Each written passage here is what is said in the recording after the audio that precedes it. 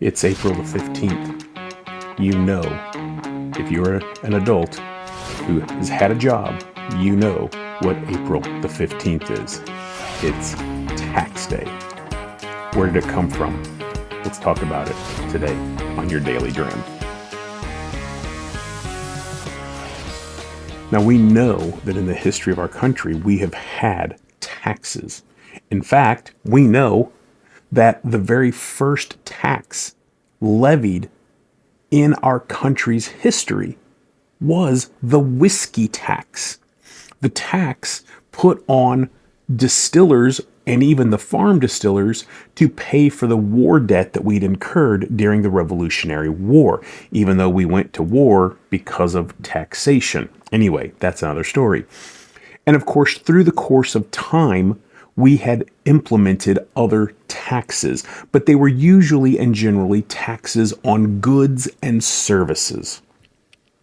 Maybe from the company or from the purchase of those things.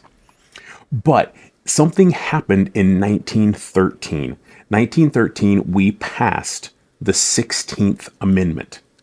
Now, if you're not super familiar with the 16th Amendment, it's probably because you've marked it out of your mind.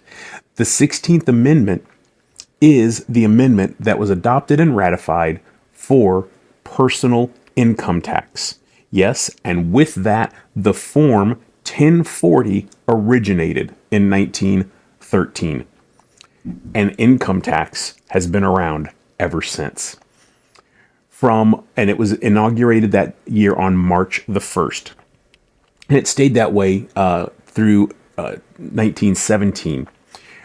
In 1918, they moved the date to March the 15th. Then, after World War II, and with everything happening, to make it easier on the IRS, because there was an influx of people, there were more people, there were more tax forms being turned in, so they needed more time. They moved it in 1955 to April 15th. And now, for over 70 years, I guess 71 right now,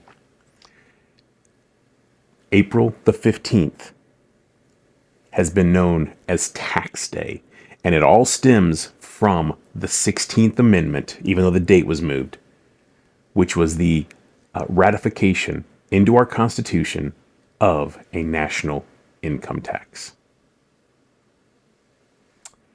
And there we are. Cheers.